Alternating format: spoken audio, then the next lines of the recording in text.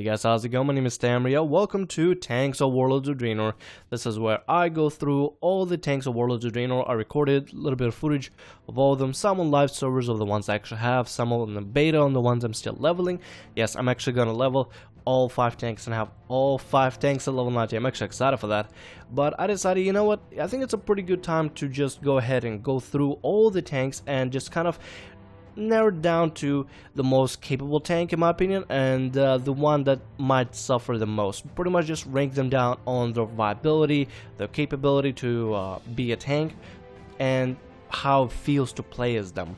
Because I mean, some tanks feel very comfortable while other tanks can feel kind of clunky, kind of weird, and I'll explain exactly why I rank down 1 to 5. It's just gonna be a 1 to 5 ranking. Let's start with Paladin, and no, this is not a biased view. It was such a close tie between Warrior and Paladin, and you're probably saying, oh my god, Thamriyell, you're choosing Paladin because you're so biased, you're all about Paladin. I wanted to choose Warrior, I really wanted to, but I have to go with Paladin for number 1. It was a really close call between the two. Anyway, I want to talk about Prop Paladin. Prop Paladin compared to Mr. Pandaria feels incredible. I feel like the taking away of hidden expertise really did it for every single tank and really improved how tanks feel. They feel more fun this time around. But for Prop Paladin, it feels amazing. It feels incredible to play as a Prop Paladin. It's not just, oh, you just going through rotation. It actually feels fun.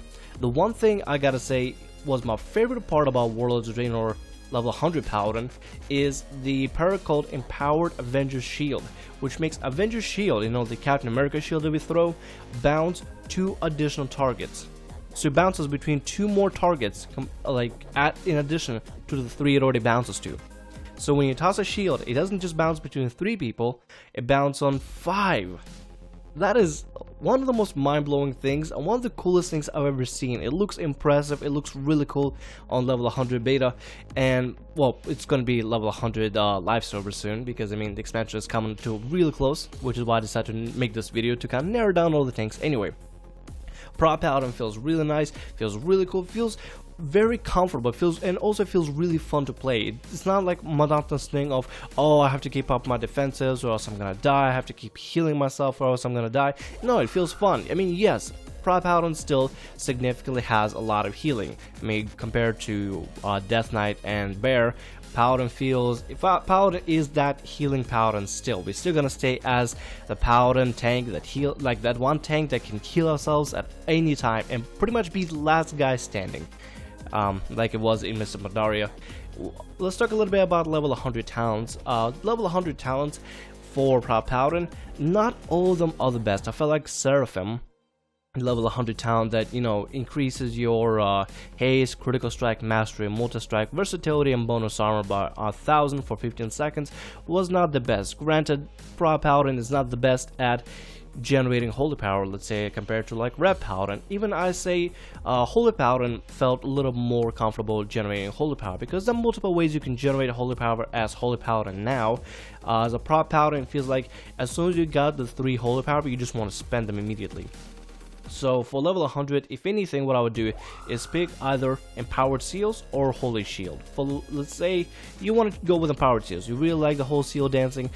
For Prop Paladin, there's really not a lot of seal dancing. You kind of just stay in insight and just smack things, unless you really want to try switch to Judgment, like Seal of Righteous, and actually try to do more AoE. I mean, granted, Prop Paladins have a lot of AoE as it is, and our damage has significantly increased compared to Mr. Pandaria. Like, I remember in Mr. Pandaria, it was a struggle, like a pure struggle to keep ads on you compared to, like, let's say any other tank. Let's say if I had a Brewmaster partner or a Warrior partner, they would usually have the ads and I would have the boss, which, you know, it was a little annoying. I didn't feel capable in Mr. Pandaria when that happened. But now our base damage is actually pretty significantly awesome, so really we have no reason to switch to any other seal other than Insight. Insight is really our way to go, and it's one of the coolest heals we have, and the fact that every single time we hit, we heal ourselves, that is a cool mechanic. And with Empowered Seals, when you use Judgment, with Steel of Insight on. It heals you for 1% of your maximum health every 2 seconds for 20 seconds. So it puts up that passive that keeps healing you. That increases the amount of healing it can actually do, which is awesome. And I feel like if you're gonna run like a haste build for Prop Paladin, this could be great. But if you want to run a mastery build and actually be the defensive paladin, you can. That is my favorite part about Prop Paladin, the versatility of 2 different playstyles, and the fact that you can actually choose your playstyle and how you want to play it. If you grab the ability Holy Shield, level 100 talent, it A, increases your block chance by 15%, B, allows you to block spells, which is mind-blowing, and then C, when you block an attack, you deal holy damage to your attacker. So let's say you're fighting against adds, every single add that you block will take damage from your Holy Shield. Every single time you block a boss's ability, the boss will take damage. Significant damage, and just damage over, like, not over time, but in a way, it doesn't sound like it's a lot of damage, but it's significant damage. I mean, especially if you stack lots of mastery, you block really often, and you're going to be able to do a lot of damage on adds and on the boss. It's actually really cool. And the fact that it increases your block chance by 15% and allows you to block spells, now that is incredible. I don't see why you would not want to run that for a mastery build. Granted, a mastery increases our block chance, and this will increase our block chance even more. This is great, and I love the fact that Blizzard incorporated this, which allows Paladin to have 2 different playstyles and have 2 different builds they want to run. I think that is awesome. Alright, number two on the ranking would have to be Warrior. Warrior feels so fun. I've never played Warrior, I have to be honest. Never played Warrior, tried out in a beta, it felt amazing. I'm actually leveling a Warrior, gonna be leveling arms and prot. Or maybe I'm just gonna go double prot, you know, like gladiator and regular tank. Because I really like gladiator stance. It's actually one of the coolest abilities and one of the coolest ideas I've ever seen for like a tank. You know, be like I am a tank and I can actually DPS, yeah. But you know, I'll probably just use it in PvP. Anyway, let's go ahead and talk a little bit about Warrior. Some of the things that have changed, Second Wind doesn't heal for as much, and actually, if you, let's say, okay, I'm gonna just go ahead and read all of the Second Wind talent. Whenever you're below 35% health, you gain 10% leech, healing yourself for percentage of damage dealt. Now, granted, Prop Paladin doesn't deal as much damage anymore compared to, let's say, Arms and Fury, so this talent will not be the best for them. If anything, I'll go with Enraged Regeneration talent, which instantly heals you for 10% of maximum health, and additional 20% over 5 seconds, which has a 1 minute cooldown, or Impending Victory, which just replaces your Victor Rush and improves Victor Rush into an Impending Victory, which actually increases the amount of damage and healing you do, which is nice. And if you kill an enemy that yields experience or honor, it resets the cooldown of Impending Victory. So let's say you use it on an ad right before it dies, and then it dies, and then you go off and use it on another ad, and that ad dies, and you can just keep refreshing it on different ads. On a boss, it really won't work that well, but it has a 30-second cooldown, which is nice, and you can use it whenever. You don't have to use it at any certain percentage of health. You can just hit it and heal yourself, which is kind of nice. Level 45, I felt heavier percussion as the talent was pretty good, which increases the damage of Shield Slam.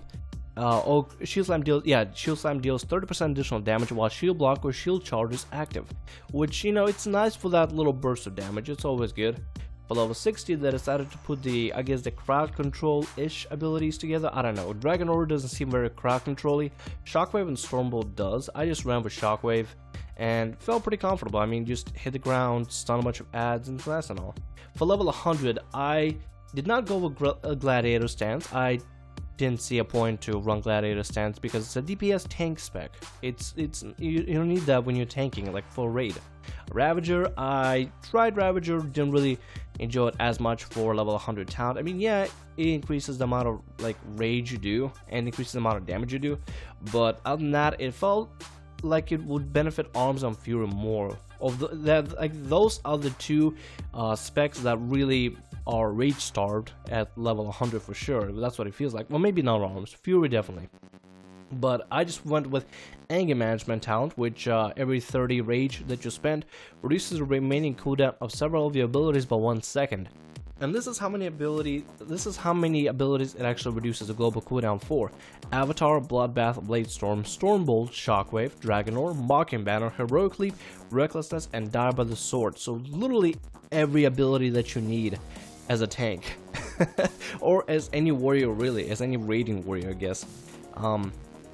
But warrior felt really nice, like the fact that I was able to feel like I'm playing paladin but not really play paladin. That was nice. Like the transition between paladin to warrior was almost seamless. Yeah, sure, there were some abilities that I had to get used to a lot of times, but nevertheless it was a really cool experience to play a warrior. And I'm actually very excited to level a warrior myself. I will try to see if I can get into a raiding guild as my warrior, and really do a lot of raiding. Warrior feels really nice, really comfortable, I feel very confident tanking as a warrior. It feels really cool. The possibilities, like the only downfall I can see is that whenever you're taking a lot of damage or the healer cannot heal, like just stunned or AFK or disconnected, there's no security of, hey, maybe I could pop specific cooldowns and actually live this and maybe heal myself to a certain extent like Paladin can. Like with Paladin, I can put up all kinds of heals over time on myself and pop Guardian and really stand my ground for a good while and actually survive most of the damage. While with Warrior, it feels like it's very healer necessary. Like if the healer disconnects or healer is gone somewhere or then Guam, whatever, Warrior is limited to what they can do. They really need somebody to off heal them. And the one thing I did like about Warrior though is that there's not a lot of uptime on anything. You just kind of go through your rotation and let your warrior just be a warrior. You kind of just absorb, or you pretty much just eat all the damage and just go through your rotation. There's not a lot of things you can do to mitigate the rotation, but there's not really a lot of necessity to mitigate a lot of that rotation, because I mean all you do is just hit things. And I know I sound very unintelligent and it sounds very confusing when I put it this way, but with Warrior it feels like there's less things you gotta worry about completely. You just do your rotation and just do you, and don't worry about anything. Everything else kind of comes together really well, and like the amount of armor you have and the fact that you can block better is really cool. For a build for Warrior, I actually preferred running a mastery build, because you can increase the amount of block you have and amount of critical block you can have where you block critical attacks, which is really cool actually, a really cool mechanic. I really like that. My third and probably one of my favorite tanks to play so far, just because it's so easy to play, is Death Knight. Death Knight is literally a no-brainer. Blood Death Knight, just pick all the regular talents you usually have, all the easy talents, nothing like a click button talent, just all the passive talents, and just go with it.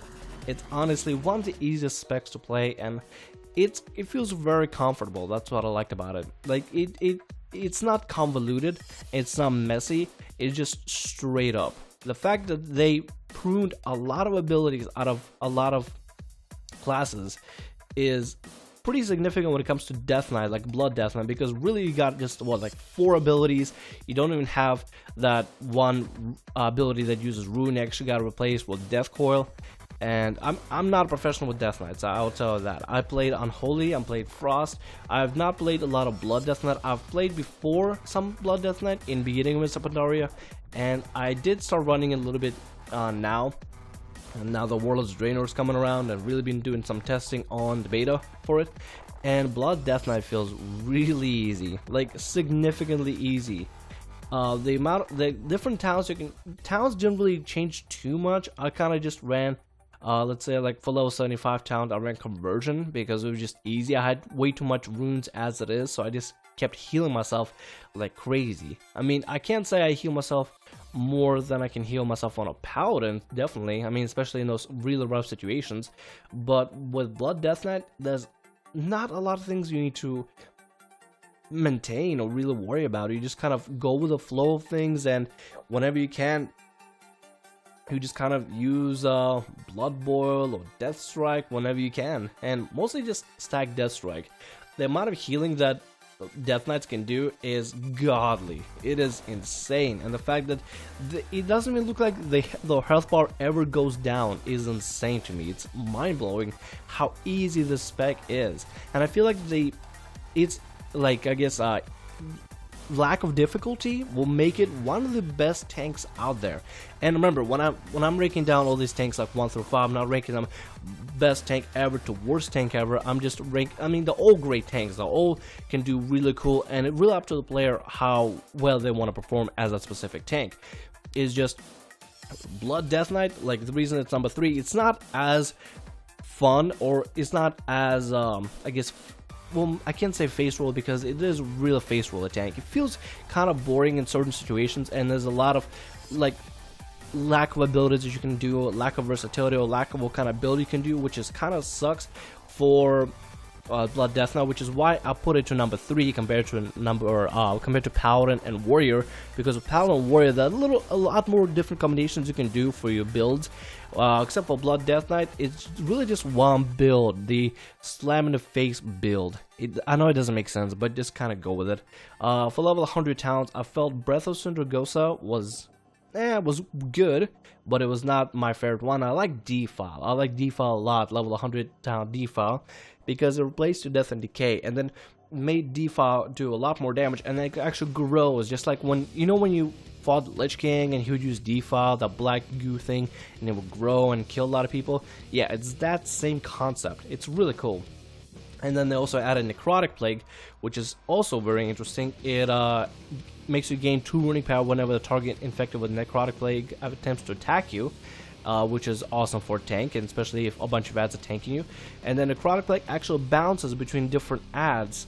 It kind of just spreads the AIDS that is Death Knight. It just spreads it. Spreads it probably faster than any other disease out there. I don't know. I don't want to make some bad joke or even reference Ebola at this point. I think that's a little bit of overkill. I think everybody has done it way too much.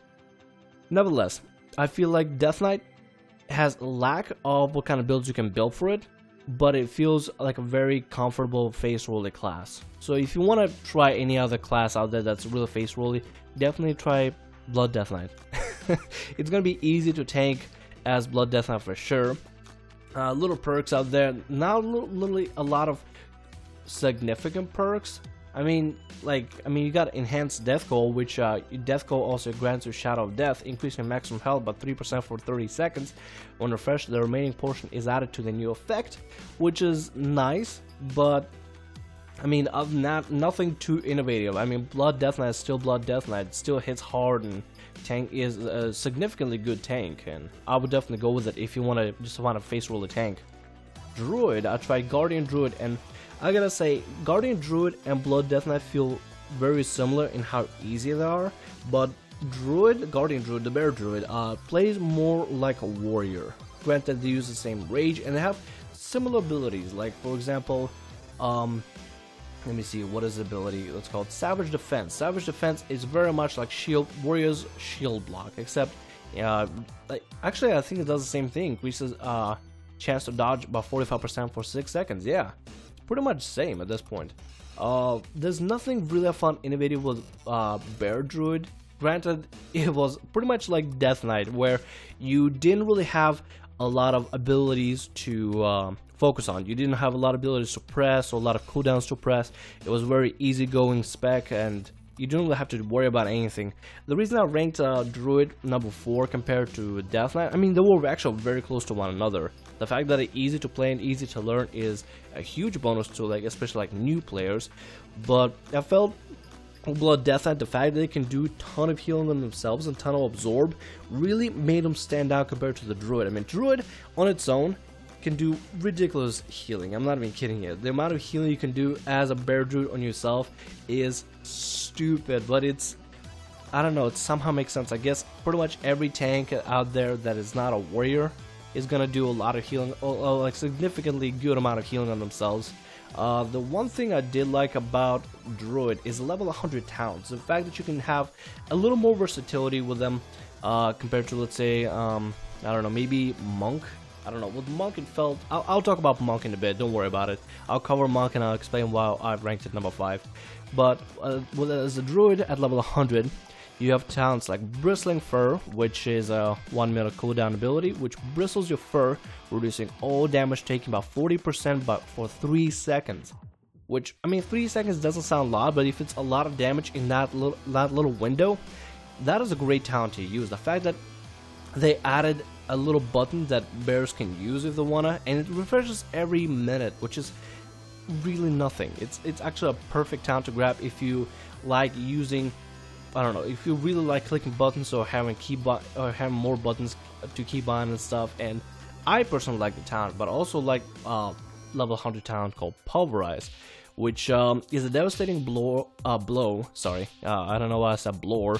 That consumes 3 stacks of your lacerate on the target to deal 400% physical damage and reducing damage taken by 15% for 12 seconds. Now this feels a little bit more like Shield of the Righteous from Prop Paladin, but except you actually do damage on the enemy. You eat up 3 stacks of lacerate, which is a common ability that bears have now, and then you get damage reduction taken instead of let's say for Paladin, if you hit with a Shield of the Righteous, you get like 45% for only 3 seconds, and then with Pulverize you get 15% for 12 seconds, which, I mean, 15% and 45% are a huge difference, but the fact that it lasts 12 seconds is pretty awesome, because then you can stack up 3 more stacks of lacerate and then hit it again, and keep prolonging that 15% damage reduction. And damage on everything, casting and melee, which is pretty significant. I actually really enjoyed that talent, and it added one little button for me to press in my rotation, but it seemed so seamless. It didn't seem like it mattered at all for the rotation. Okay, now level 100 talent, Guardian of Elune, makes Savage Defense now last 3 seconds and increases your chance to dodge by 100%.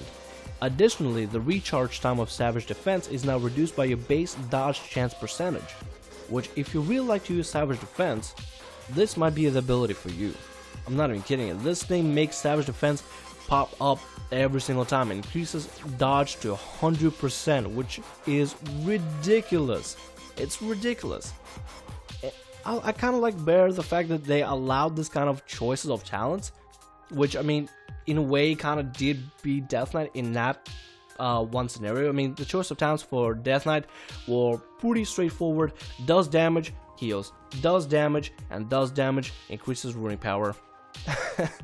It didn't really do too much. I think Breath of Sindragosa heals. Yep, it actually does heal. So significantly, Breath of Sindragosa for Death Knights does heal, and it's been confirmed. But really, Bear feels very nice to choose. If you really want to try any other tank out there, I would definitely go for Bear. Bear is easy to have, and the fact that you can have so many talents to choose from really feels really awesome. Like, you can choose any talent combination. For Death Knight, there's really just like one really talent combination that is pretty significantly good for PvE, but with Druid, you can choose any talent combination out there. You can go with any talent combination for all those talents that you got, and you will still be doing pretty well as a bear, which is really awesome, which is really nice. Gives you a choice to what you want to grab for a talent. I mean, obviously somebody's gonna come up and be like, oh, there's a cookie cutter spec that you gotta follow and your spec sucks. Don't listen to people. Really don't listen to people. If you want to listen to them and you think they might be right, go for it. If you feel like your spec is the best one, then stick with your spec. Honestly, like with Bear Druid, you will not have too many like things to worry about, especially when it comes to building your spec. It really feels awesome that you can actually build your own spec and make it really like custom to you. And yes, I know this probably should have outweighed Death Knight in a ranking, and really Druid should be getting number 3 just because it has the ability to choose whatever talents you want to have and different builds you can build with the talent. But the fact that Blood Death Knights heal for a ton and just be able to can just absorb so much damage into them and just soak all that damage. They're a sponge of damage. They just come in, they're like, oh, here's some damage, I'm gonna soak it. Oh, let me look at me soaking all that damage. I'm just eating that damage and nothing is happening to me. That's the only reason Blood Death Knight outweighed Druid. Now, last but not least, and not the worst, Monk, Brewmaster Monk. It's the one I didn't have too much time to really work with and didn't really have too much time to learn about. Granted, I never played it, never even thought of playing it, but at first I was honestly scared to play it. I played Windwalker, and when I went to my Brewmaster, at first I was a little nervous. I was like, oh, maybe I'm gonna suck, maybe I'm gonna do awful. But then I started messing around with it and really felt like Windwalker.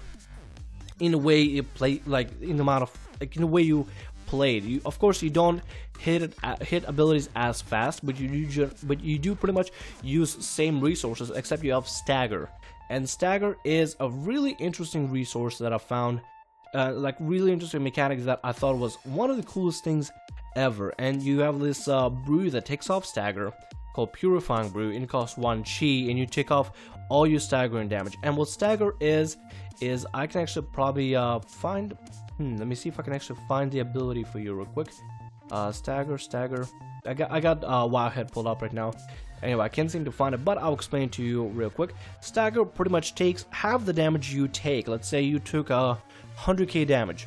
50k will be physically inflicted instantly on you, and then the other 50k will be given to you periodically over time. So it's like becomes like a damage over time ability, or like a debuff on you. And with some stagger you can actually handle a lot of bosses, but eventually stagger builds up and builds up as more of your stagger like builds up onto your character. You have to use Purifying Brew to actually take off that specific stagger and pretty much refresh it, so that all that stagger and all the damage you already have soaked in that was going to you as damage over time, you just refresh it and it builds up all over again. And all your mechanic is build up some stagger, take it off, build up some stagger, take it off.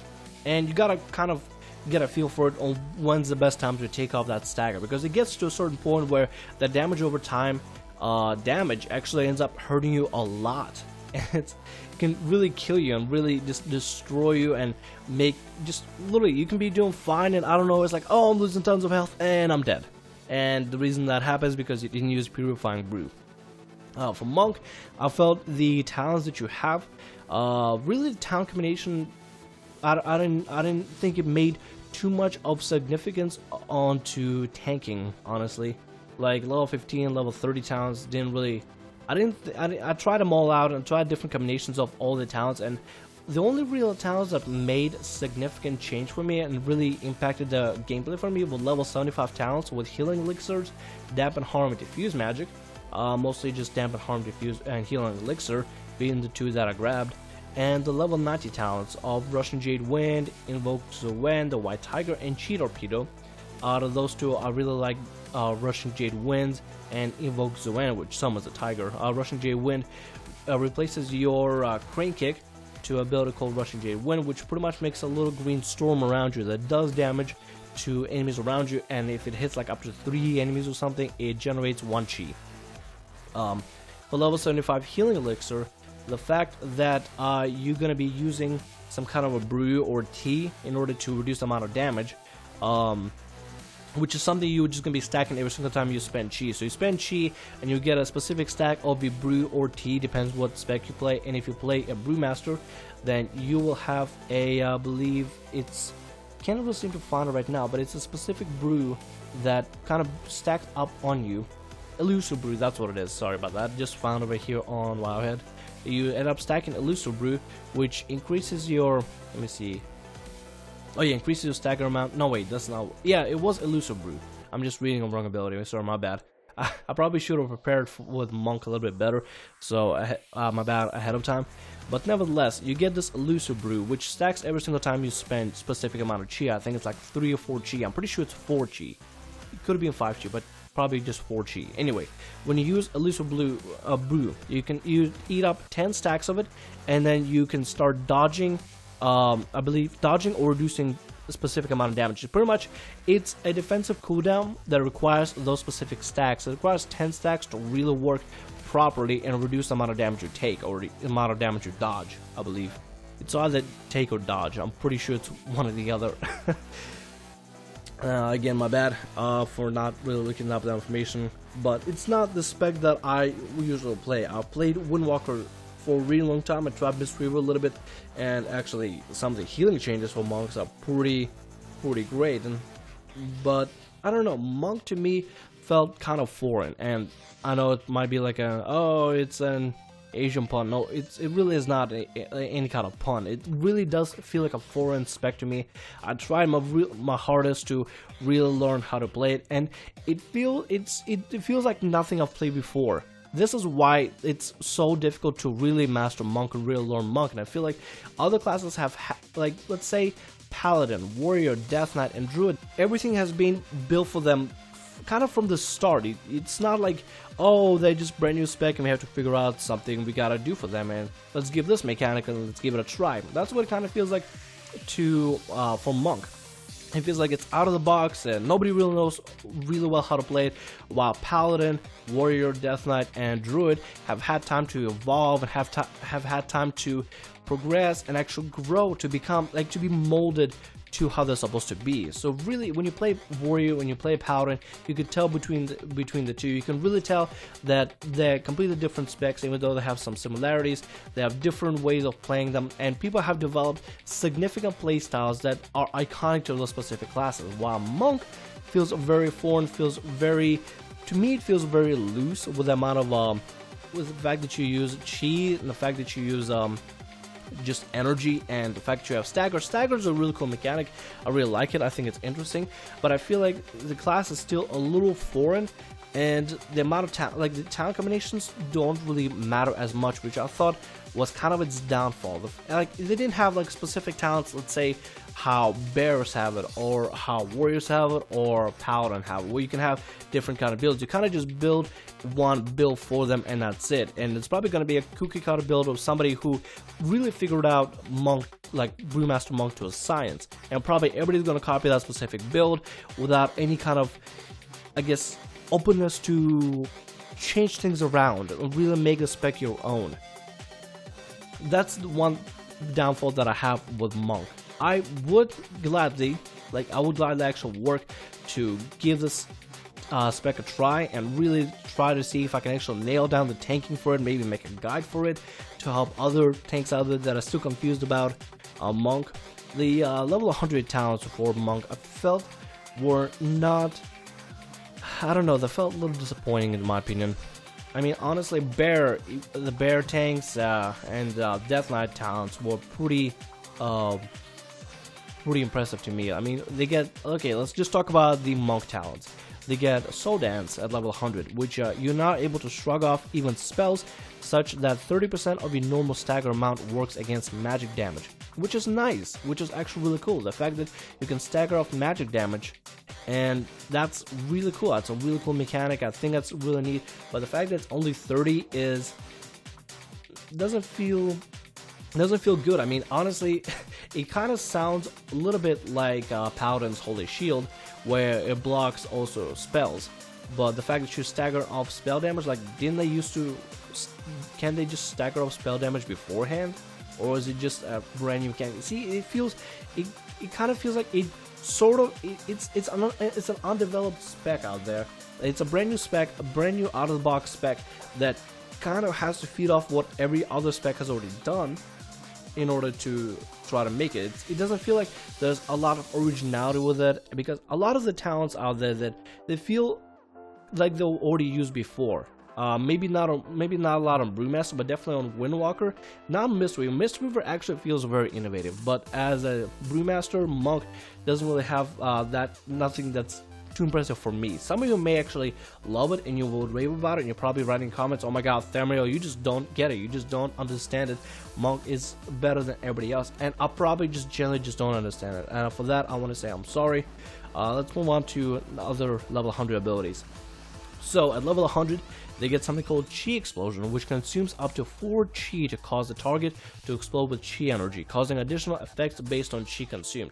Now this this is nice. It replaces Blackout Kick, which, I mean, to me, Blackout Kick for Monk felt a little, I don't know, unnecessary. Yeah, I used it a lot as a filler, but other than that, I felt it was kind of unnecessary. Anyway, let's go ahead and read about the Chi, I guess, abilities you can use. If you use 1 Chi, you deal nature damage to an enemy equal to 75% of attack power, plus 75% of attack power per Chi consumed. If you use 2 Chi, you gain Shuffle for 2 seconds, plus 2 seconds per Chi consumed. And Shuffle reduces them. I feel like that increases the amount of damage. Actually, the dodge. I think it increases dodge. 3 Chi also purifies all of your staggered damage, which it's nice. I mean, it purifies all your staggered damage. It's not bad. It kind of replaces the purifying brew, and at the same time does two things at once. It's kind of nice. If you use 4 chi with it, the damage also hits all enemies within 8 yards of the target. I mean, if you want to grab that and just kind of not have an extra thing to worry about, chi explosion might be a thing for you. I just don't think that's way too, like, really impressive or really innovative. I mean, it's kind of cool, but not really. You know what? You probably don't know what I mean if you play a monk. You're probably just like now raging at me, but you gotta understand that I'm pretty sure I'm not the only one who feels that monk is like an out-of-the-box class that nobody really fully knows or understands how to play it, and it feels, I don't know, if it has that specific feel about it. It's not like, I mean, yes, it's original, but it's still a little wonky. That's what it feels like. And then you got Serenity, level 100 talent. You enter an elevated state of mental and physical serenity for 10 seconds. While in the state, all chi consumptions are instantly refilled. Which, I mean, that would be pretty cool if you want to save some chi, but other than that, it doesn't really feel, I don't know, to me that, I don't know how you would really use that in a raid, really. I mean, I probably just generally don't know that because I probably haven't spent too much time on Monk, but I'm really trying, I'm not even kidding you. Nevertheless, I'll put Monk as number 5. Out of all the tanks, I felt one big reason that really wanted me to put Monk at number 5, other than like confusing talents and some of the disappointing things about it, is the fact that Monk felt like it took more damage than every other tank. Like Bear did great with damage, like pure damage. Death Knight did great, Warrior did great, Paladin did great. Monk felt like took more damage, and really you needed to heal the Monk more, and it didn't really come with a lot of healing abilities on its own. I mean, you could dodge a lot of abilities. I had to pop my defenses pretty frequently when it come to playing my Monk. Every other class, not really. I just kind of play them. Anyway, this has been my ranking of all the tank classes. Let me know what you think in comments below. Let's start a conversation. And like I said, if I missed out something, I'm so sorry. If I talked bad about your favorite spec, I'm sorry again, but this is my opinion on these classes, and obviously everybody's gonna have different opinion on these classes. I understand that. Paladin so far is number 1 for me, Warrior number 2, Death Knight number 3, Bear number 4, and Monk is number 5. I'm not saying Monk is the worst, but out of the other 4, Monk felt more wonky for me personally. And I mean, if you like Monk, that's okay, that's good for you, kudos for you that you actually like it. I didn't really find it way too innovative. Nevertheless, I want to thank you guys for watching this video. Let's join into a discussion. Let me know what your favorite tank class is below, and give me some reasons on why you like it and which tank you're going to be playing in Warlords of Draenor. Let's start a topic, let's start a conversation, let's just talk a little bit. Anyway guys, I'm gonna go. My name is Thamriyell. Like, subscribe, and as always, have a great day. See ya.